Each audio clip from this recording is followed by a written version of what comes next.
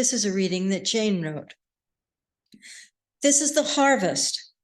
This is the celebration of life, creation and her tangle of nature, our planet and its conundrum of colors, God and God's imagination. This is the harvest where we dedicate ourselves to celebrating and changing our world with justice, with peace, and life. This is harvest.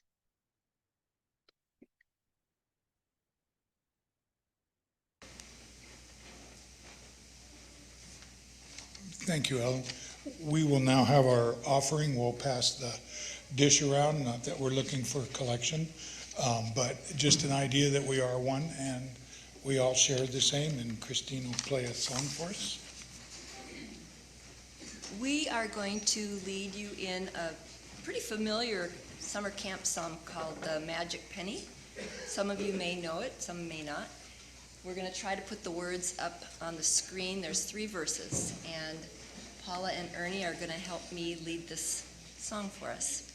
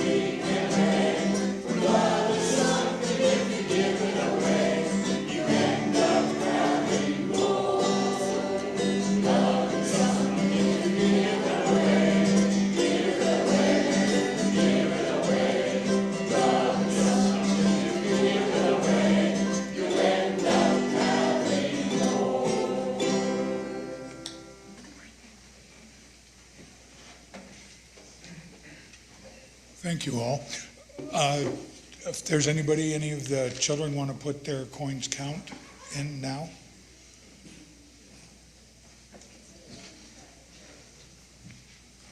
Okay. All right, let us bow our heads, please. God, you have blessed us in many ways.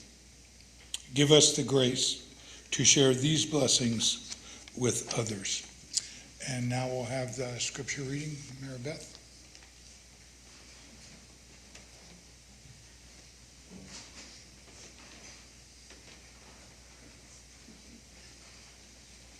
Matthew 14:15-21. As evening approached, the disciples came to him and said, "This is a remote place, and it's already getting late. Send the crowds away so they can go to the villages and buy themselves some food." Jesus replied, "They need not go away. You give them something to eat." "We have here only 5 loaves of bread and 2 fish," they answered. "Bring them here to me," he said. And then he directed the people to sit down on the grass. Taking the 5 loaves and the 2 fish, and looking up to heaven, he gave thanks. And he broke the loaves, And then he gave them to the disciples, and the disciples gave them to the people. They all ate and were satisfied. And the disciples picked up 12 basketfuls of broken pieces that were left over. The number of those who ate was about 5,000 men, besides women and children.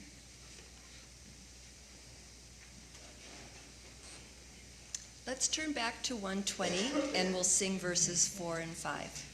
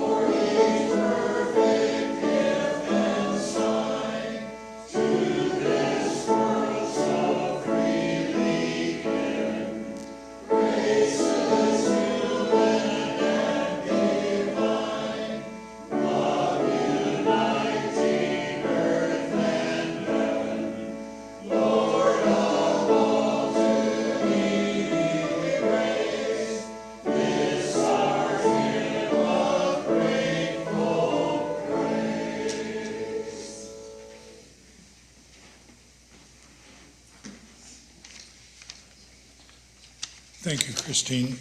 And because this is intergenerational and multi-generational, now it's time for us older children to answer these questions. So I will read a little statement, a question, and ask you to reflect on it for a little while. And if you are field called, please put your reflection out there for us to hear. So we have 4 questions. So here's the first one. Let's take a little time to reflect, and as you are called, if you would please share. How does giving something away make it increase? How does giving something away make it increase?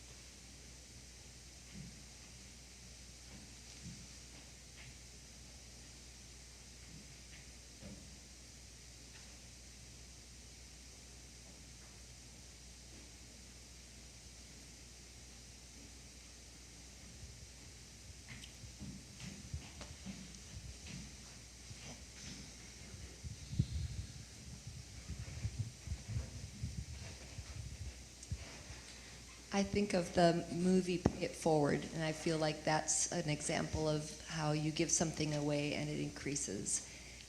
Every time you show an act of kindness, I think it changes the energy of the person you're immediately affecting and anyone who's witnessing that as well. And it changes their energy and it allows them to pass that energy forward.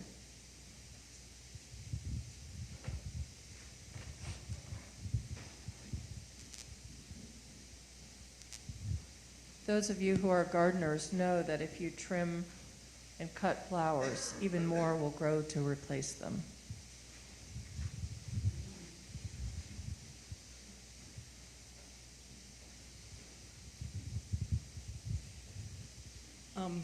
When my mom died, I wanted all of her stuff to have meaning instead of just going to a landfill.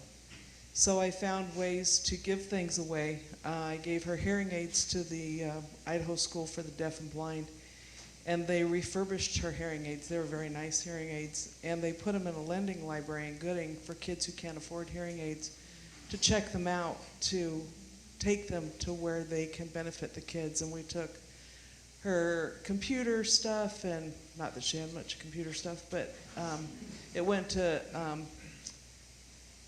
computers for kids, and even her linens and stuff we took to the Humane Society for the Animals. So I thought it made an impact of goodness in the world that I was able to give away rather than throw away.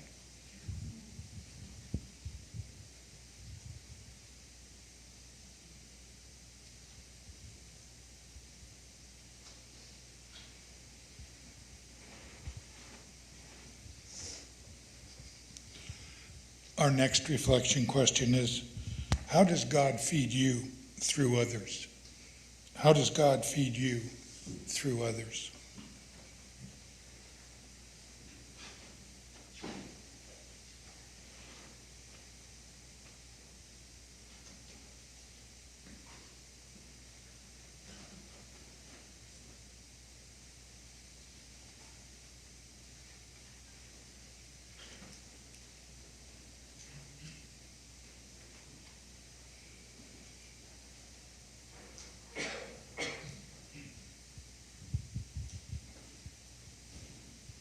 I think that in a tangible way, the fact that this church participates in taking care of our own through a meal train process, that's a physical feeding, but it's also a spiritual and an uplifting feeding, because many times we're able to even stay and fellowship with the people that we're taking a meal to.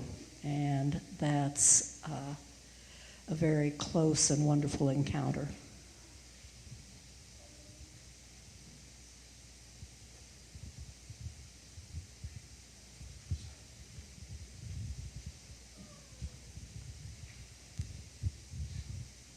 I look as a little bit the inverse of that answer to the first question. Like when we give out a smile, we bring a smile to them. And so if I'm in a cruddy mood and not really being a nice person, and someone here at church or just friends, they give me a happy greeting, a smile, that brings that out of me. And it just reminds me of, I just feel like that's God speaking when that happens.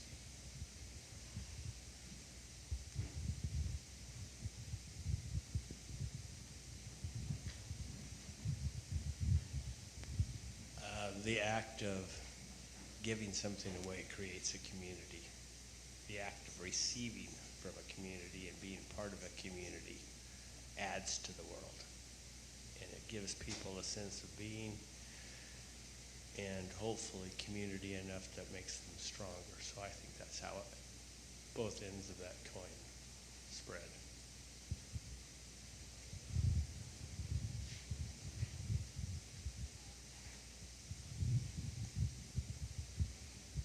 I just want to reiterate what Sally and Andy have just said, and all of you, in terms of the feeding, the physical feeding.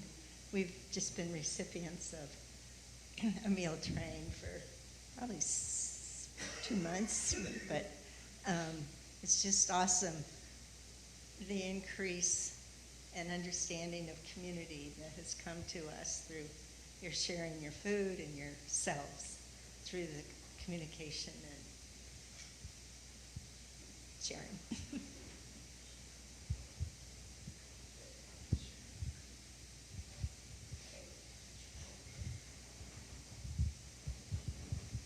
Yes. How many of you know Chloe? This is Chloe. Chloe, hey, how's it going? I guess for me, I was reflecting on, so in my real job, I work as a case manager, and in my fake job, I work at Corpus Christi House. And just the folks that I encounter there, or like I'm encountering them because of their abject need, like material lack. And just, I guess I've had a couple of encounters with those folks of like coaching people on like, you need to sign up for government assistance because you literally have no money. And just, I don't use those. I'm much kinder when I talk to my tenants. But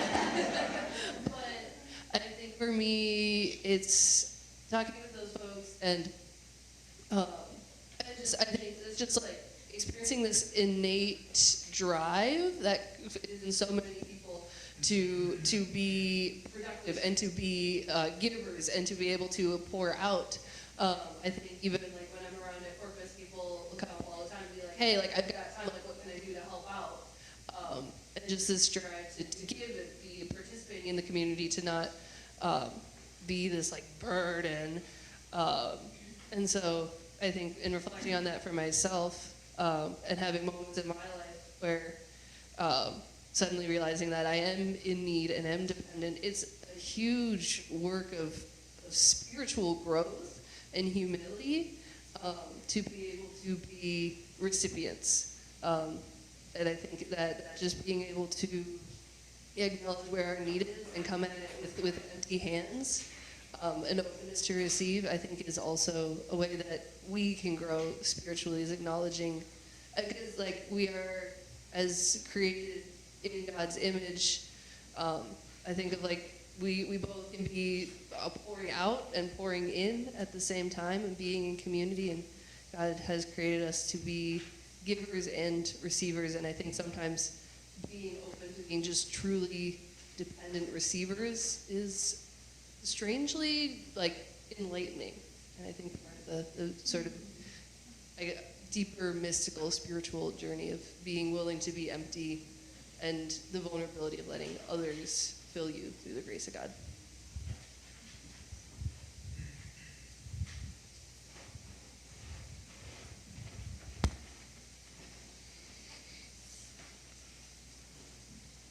Our third reflection is, how does God feed others through you? How does God feed others through you?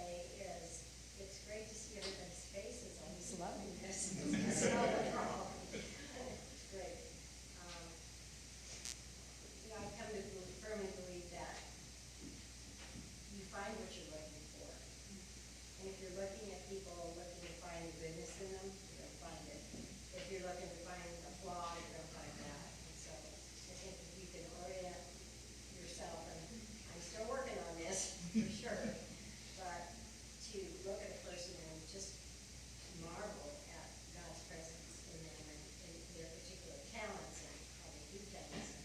I think that's it just works for me. I don't know if it will work for anybody else, but it works for me.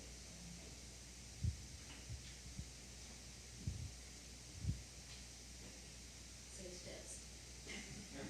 How does God see others through us? There's teachers in this room, and my response to this question is frequently, we don't know.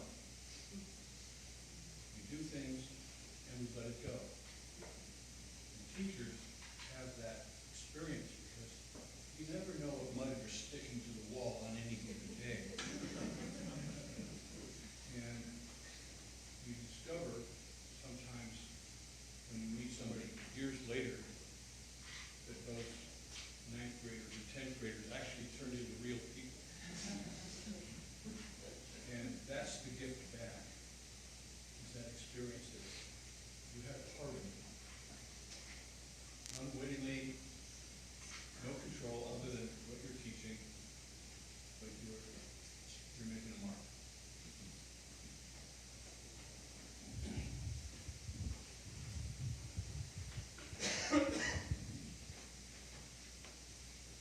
I have a number of communities that I'm involved with outside of the church, and many of them are not necessarily Christian communities. And I noticed that if I hold a position of just listening and non-judgment, they're sometimes startled when they learn that I'm a Christian. Like almost defensive, like, what? You are?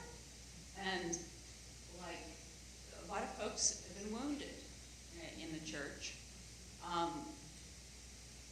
And so they expect to be judged.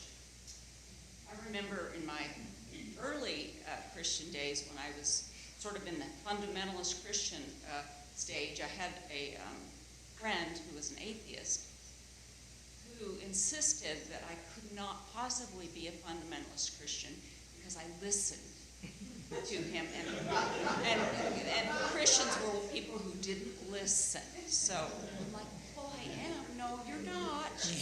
And so listening and non-judgment, it just opens up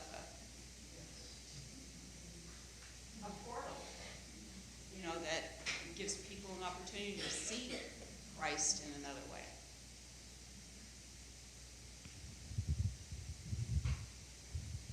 Anybody else?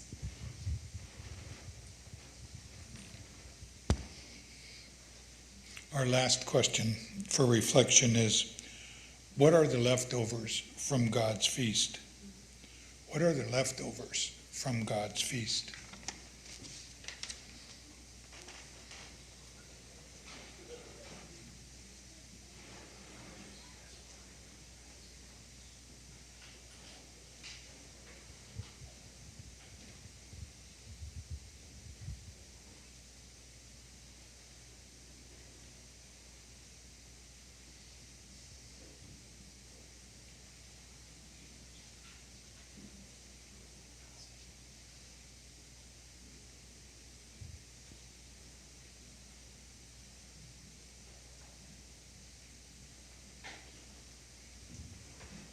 I guess to me, the leftovers of God's feast is sort of like the arc of justice that's going forward in this little piece of hope I have in the midst of terrible lack of hope. Everything's falling apart around me, and there's that piece of hope, and that's the leftover of the feast, that there's that arc.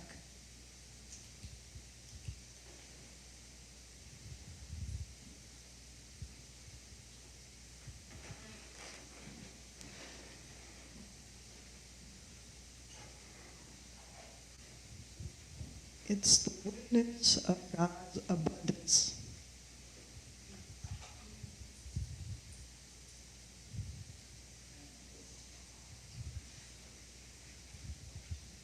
this is Fran. And these girls are really great because I introduced them to you. Friend, Chloe's friend.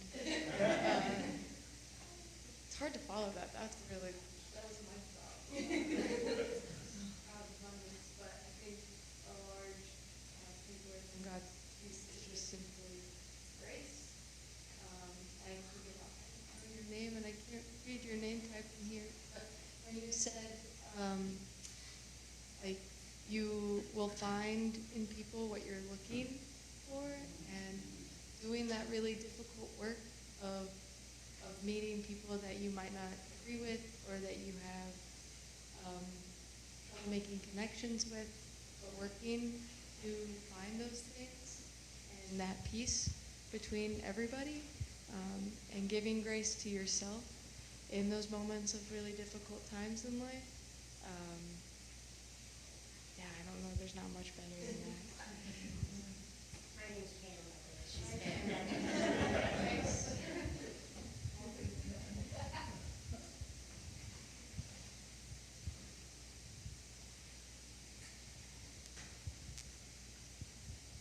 Anyone else?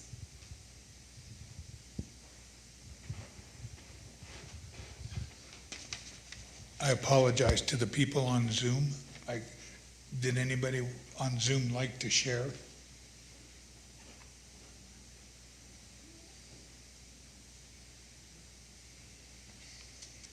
Okay. Thank you all for your sharing. Christine will have a song for us. Let's turn in your hymnals to 124.